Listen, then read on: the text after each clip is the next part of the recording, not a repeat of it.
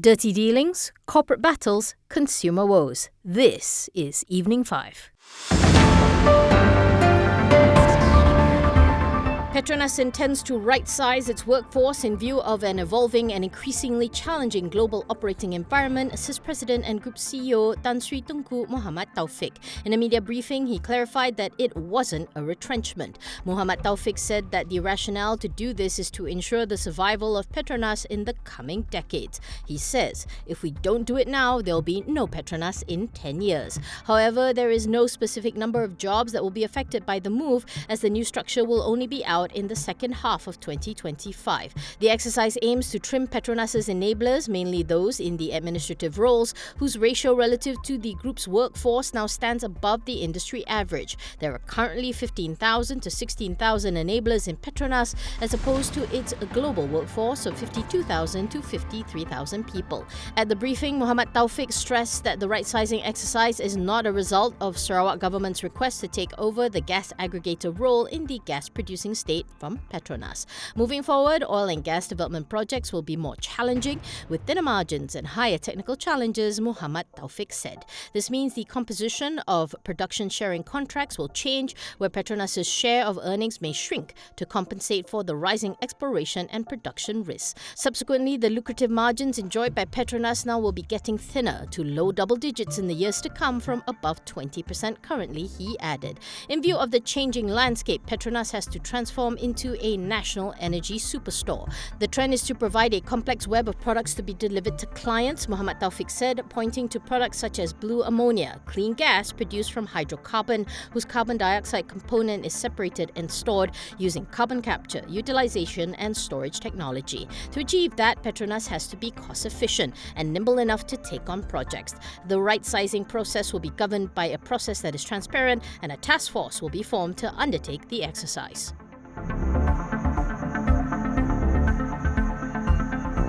Shares of Inari Amatron surged by 12% as investors bet that its key client, Broadcom Inc., would benefit from higher orders. Inari hit RM2.75 on Bursa Malaysia and erased the decline over the past 9 days. The stock was the third biggest gainer across the exchange, up 29 cent or 12% to RM2.72. Skyworks Solutions Inc., a competitor of Broadcom, had warned of a reduced content position in the upcoming Apple smartphones. The Wall Street Journal reported that Skyworks expects its content in Apple's iPhones to decrease by 20 to 25% in the upcoming phone cycle. Analysts covering US markets speculated that Broadcom could be a potential beneficiary of this.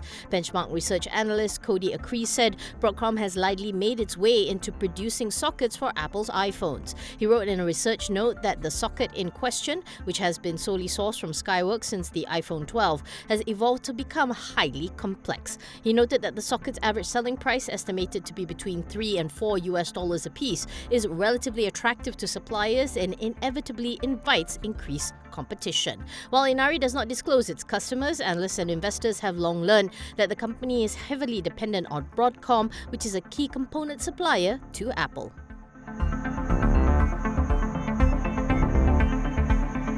YNH Property has clarified that its sale of AEON Mall Seri Manjung in Perak to Sunway REIT for $138 million is subject to shareholders' approval in an EGM to be fixed later. In an amended BOS filing on Friday, the property developers said the highest aggregated percentage ratio applicable to transactions with Sunway REIT in the past 12 months stood at 30.68%, above the 25% threshold to warrant requiring shareholders' approval to proceed with the AEON Mall Seri Manjung sale. On January 26, 2024, YNH Property had inked a deal to sell 163 Retail Park to Sunway REIT for RM215 million. Shareholders approved that transaction at an EGM on September 19th. YNH Property's initial announcement on the AEON Mall Seri Manjung sale, dated January 21st this year, had stated that the proposed disposal was not subject to shareholders' approval, as it was not required to be aggregated with its prior disposal of 163 Retail Park to Sunway REIT. As a standalone transaction, the AEON Mall Seri Manjung disposal's highest percentage ratio applicable stood at 12.24% according to YNH Property.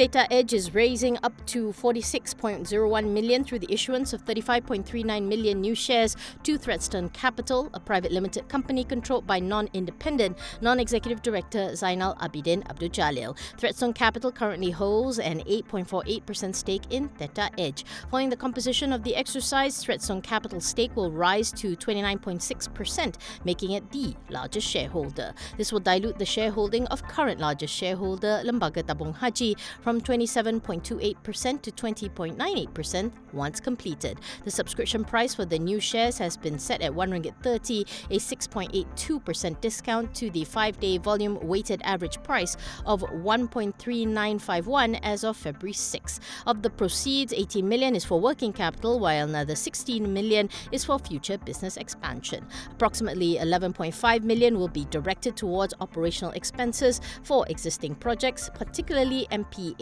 Smart City Project and the Unified Cloud-based Playout Project. Theta Edge said the proposed subscription is a strategic move to strengthen the group's financial position without incurring debt.